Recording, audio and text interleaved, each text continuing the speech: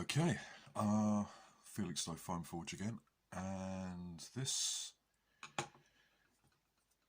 video's about integrations. I'm doing a rapid strike for a friend of mine in France, and he sort of got in touch and said, "Okay, how about we do a rapid strike? And have you got any ideas?" And I just watch Aliens, so I said to him, "How about we do an alien style build?" I mean, the rapid strike looks very much like the pulse rifle the Marines use in Aliens. In fact, you can buy them. You can buy rapid strikes online with paint jobs and shell modifications that look a lot like them. But in the film, the M41 has an underbarrel 20mm grenade launcher, which is about the same size, the same diameter as a mega dart. So I thought, well, why don't we put an underbarrel grenade launcher on it? Pump action, yeah, that would work. And he said, yeah, that's a good idea. Let's do that. So I may do the rapid strike wiring in a separate video. This one's going to be about how I do integrations. So we got our rapid strike, we've got our Mega Magnus.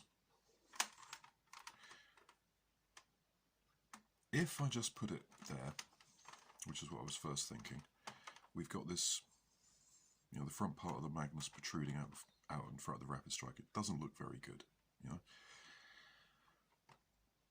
And I also had thought that maybe we could make it modular, because that way, when he doesn't want the grenade launcher on the bottom, he can take it off. So I thought, well, how about if we put a barrel extension on and we integrate the Magnus to the barrel extension like that.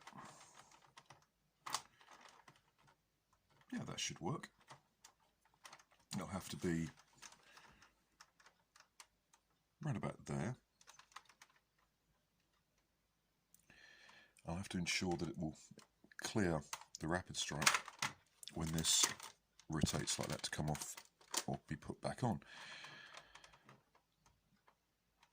Obviously we'll have to cut here, and interestingly enough, this part here does absolutely nothing, so I'm going to cut this off here, cut that off as close to there as possible. And there is a problem, because this is going to be here, the magazine's going to be down here. The slide here is going to have to get trimmed as well, round about to there. So if I get a pen and I mark that,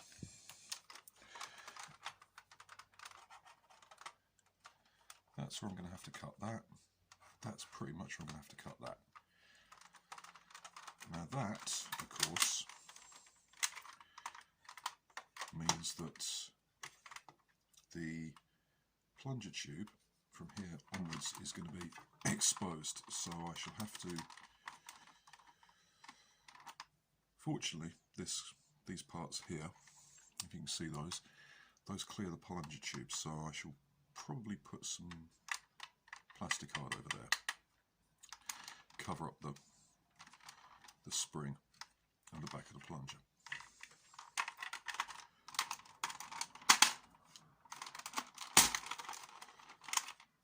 Now if we take this off,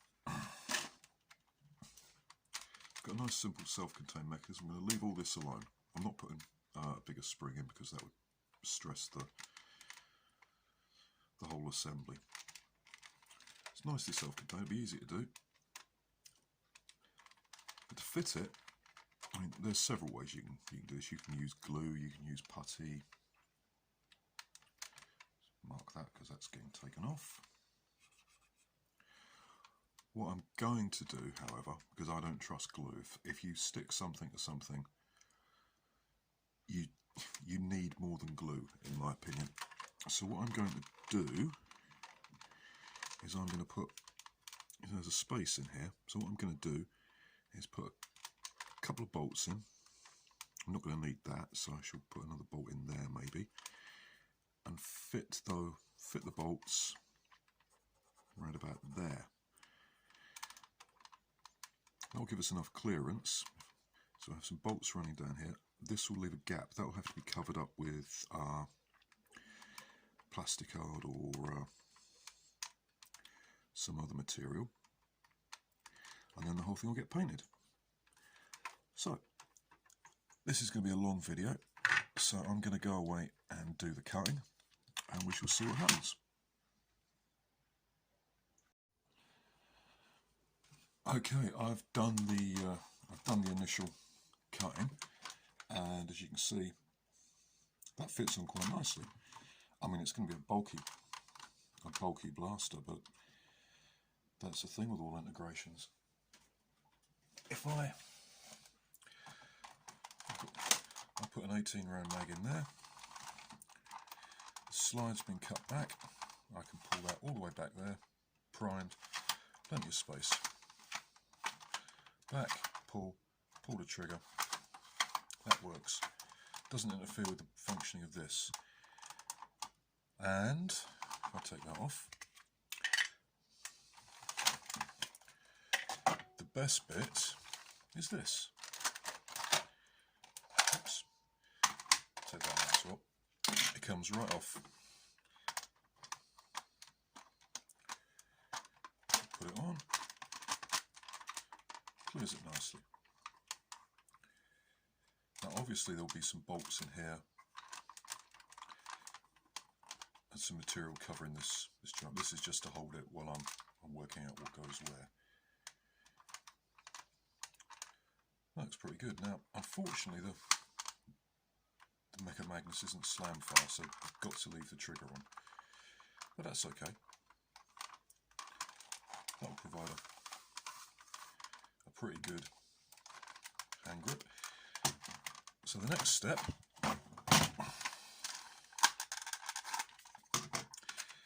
is to clean up this. These are the initial cuts. I deliberately didn't take too much care with them because everything's going to get changed. That needs neatening up. That needs neatening up and bringing down flush, so it clears the trigger. That needs neatening up, and then I've got to open this up and put the bolts on. When I've done that, yeah, that should be pretty good. Okay, I'm going to go and do that now and show you what it looks like when it's finished. Okay, we've made progress. As you can see, that fits on quite nicely, and what's more, it's modular. That's good. So if I put that rapid strike to one side for the moment and have a look at what we've done up here. Now that isn't strong enough. So there's a couple of bolts in there and there. They will be fixed in place inside the shell. Let me show you.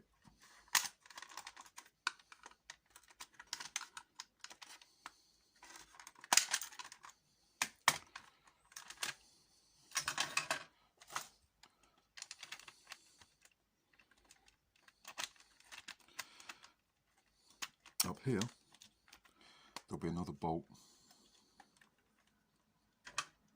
going in there. There's no room for one there, but that won't matter because that will be firmly bedded down on some epoxy putty. And the reason there's a little play in them at the moment is to ensure that everything lines up properly. A good rule of thumb when you're doing something like this is don't make any change you can't unmake until you're absolutely certain. This little tab here is going to have to come off. This bit's okay because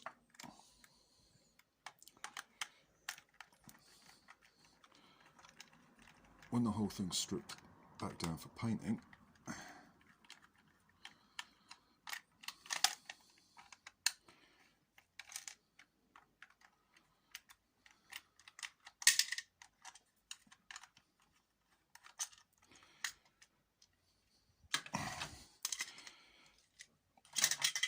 this bit will come right out and I can just put it in.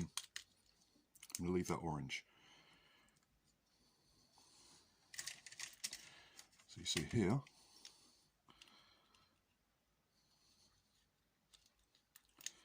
that will be glued in place there and then secured with some epoxy. Same as that there. This part here will probably get removed. Actually, now I think about it.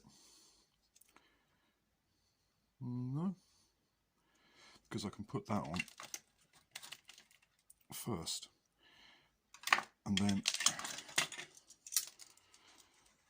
when that's on, I can put that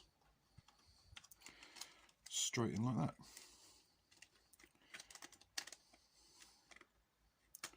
The whole thing's going to come apart in two halves anyway, so I can do that. Yeah, that should work. If it doesn't, it's not a problem. Oops.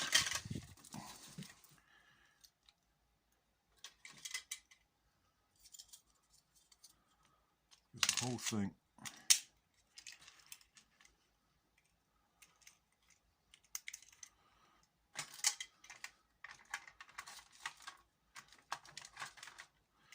that's better. That's better. Those will be in there.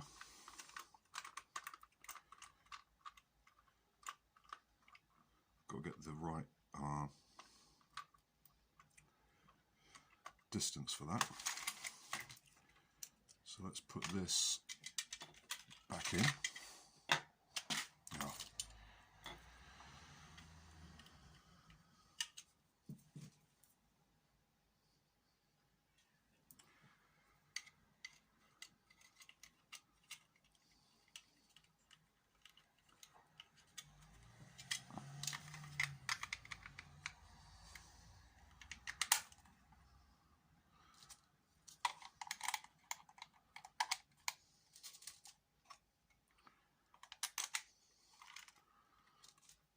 this will get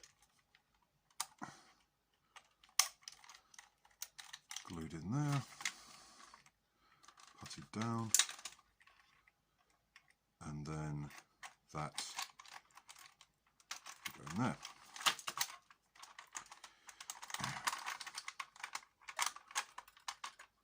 Like that.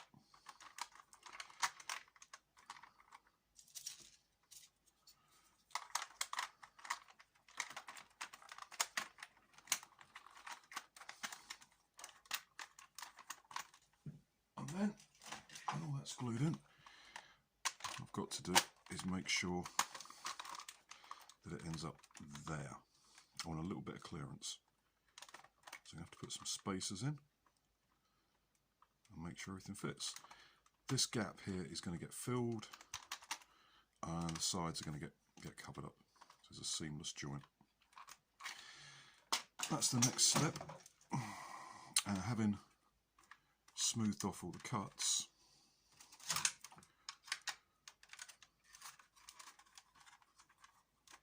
what we're going to do is cover them. I haven't shown you how to do any of the actual techniques so far because they're fairly self-explanatory. I mean, if you want to, the thing's always cut a bit on the large side and then sand down. In that, once you've got your cut, take a sheet of sandpaper and make sure this is flat. If it isn't flat, get it as flat as you can and then hold it vertically so that it is flat. You do that until you get a nice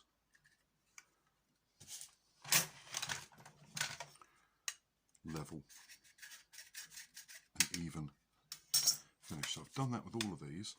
The next step is going to be to blank them out with some plastic card. I am going to show you how to do that because that's quite it's quite difficult to do, right? Actually, it's quite difficult. When you've got two halves like this, it's quite difficult to cut the pieces exactly at size and to get them to line up down the middle. There is a cheat for that, and it's one I picked up off Adam Savage.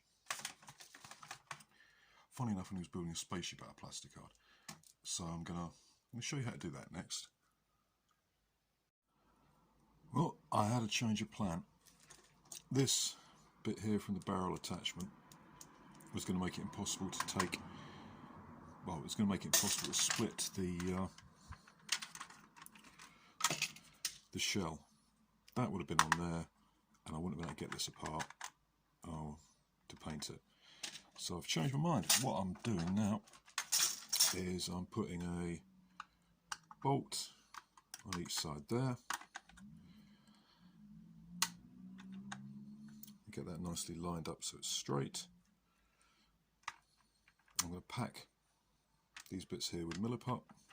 It's a two-part epoxy putty. I wouldn't trust it to hold anything together. You know, it's not for that. For that you need something else. It perfectly do. The bolts will provide the structural strength, and the Milliput will hold everything in place. The first thing we've got to do is mix it. It's really best to do this in small quantities. If you don't want to get your hands mucky, wear nitrile gloves or something. Standard epoxy, you knead it together until it's one colour. Now when you're filling gaps with putty, it's a bit like plastering or filling holes in walls. You're not going to get it all done in one layer. If you do, there's a chance that the deep stuff right at the bottom won't actually cure properly. So you have to go quite in stages. That's right. So what I'm going to do, I'll split that in half. This is going to go there. When this dries, it will be rock hard and prevent anything from moving. Put it in place roughly with your finger, and then use a moistened sculpting tool.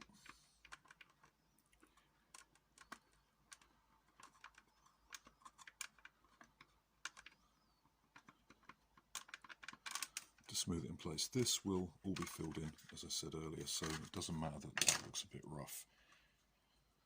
We've got the other half,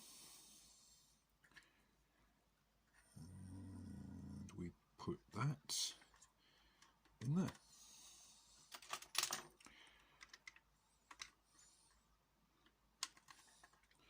And what this will do, once it's set, is it will stop that bolt from moving, hold everything in place, and make sure everything's lined up nicely. So now I'm going to do the same thing over here.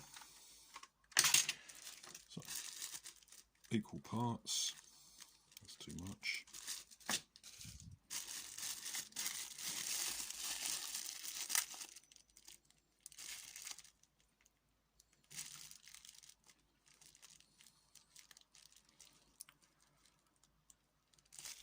Put them together.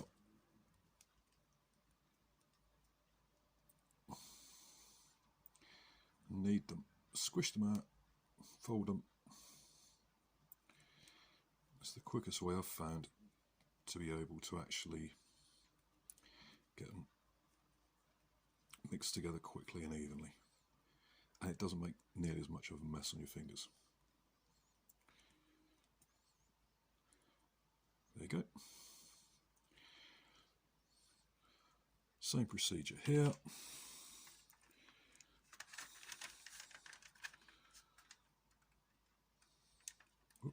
sorry, just nudged the camera. That goes in there.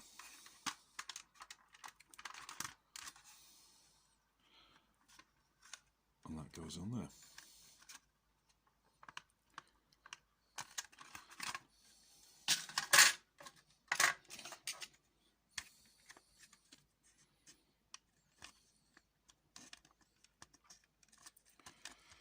Good stuff about Milliput is it's really easy to work with once it's cured. Oh, sorry. Just looking at what I was doing, not what the camera was seeing. I'm going to take a little bit of that up there.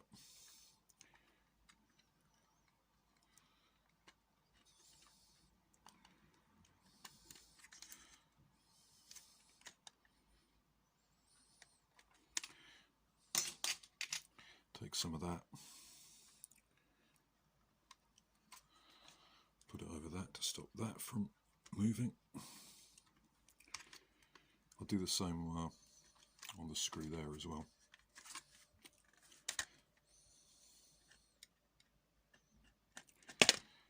Oh, sorry. Camera quake.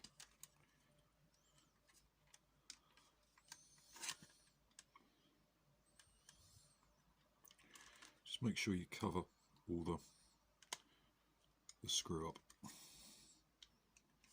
So this is going to be covered up, so you don't have to be too precious about it.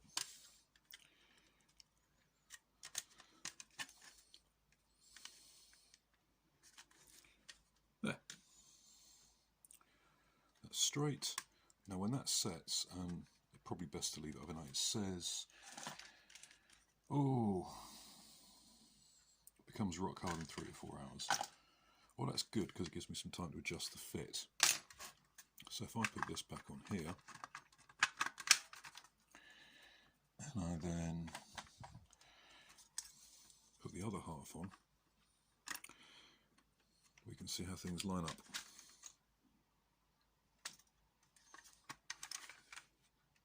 Yeah, I'm pretty happy with that. That's good. Now, as I said, when that cures, I'm going to leave that overnight. That will actually be the main structural support for this. Those 2 bolts aren't going anywhere. Milliput will be fine. And what I'll do to add a little bit more rigidity is I'll fill all this gap in here just to stop this, wobbling about. I'll probably do that with bits of spare plastic. I'll just pack it with stuff. A bit of hot glue maybe. Just to give it some rigidity. Anyway, so I've done one half. Now I'll do the other. And then we're good to go. Okay. As you can see, I've filled in up here. That was quite a complicated shape at the back, so that's just been puttied in. That will all get sanded right flush. Front's done. If you can see that, yep, that's done, sanded off. Where the grip used to be has been covered off using the Adam Savage technique.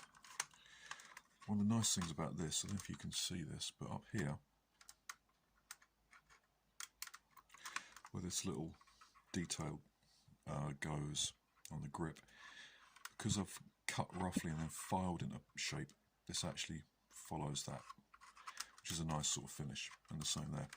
Now I've done one side at the back here, and you can see that is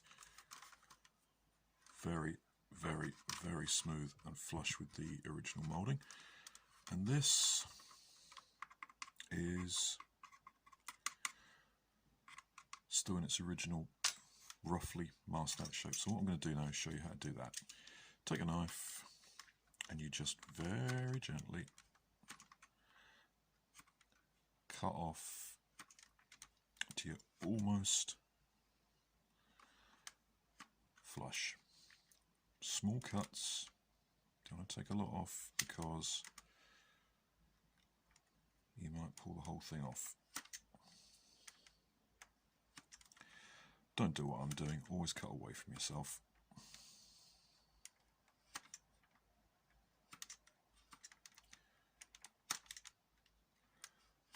You see, we're almost flush. Then you take your trusty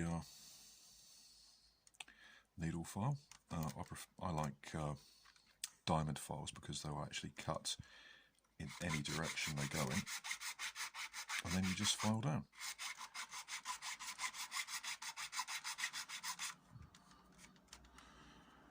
You see there? I bet there's almost flush already. Doesn't take a lot of work.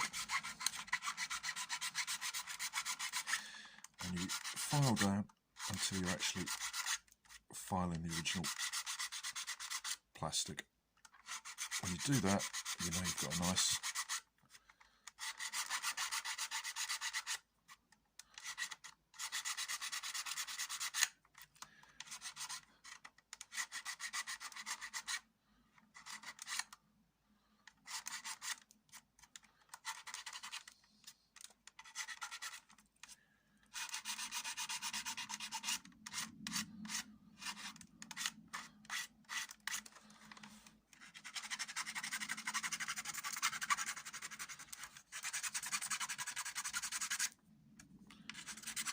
flush surface. So once it's painted, that will look as if it's original.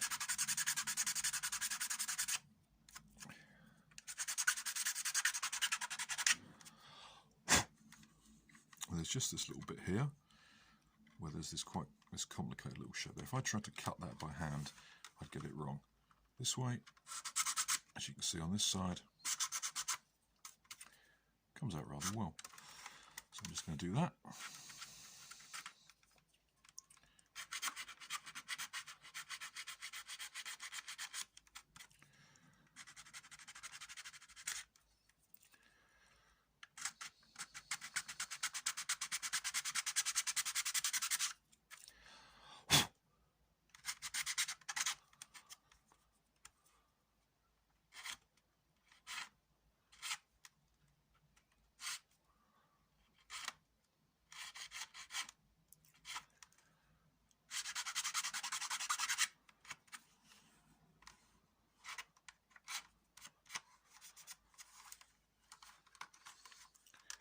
There we go. We've got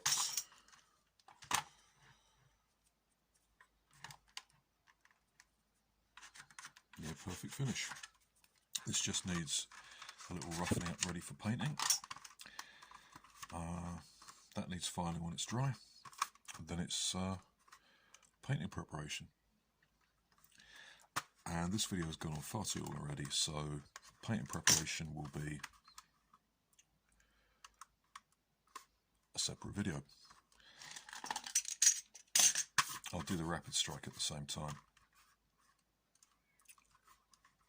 Yep, okay, that's good. Happy with that. Thanks very much for watching. As usual, comments in the comment section. Bye bye.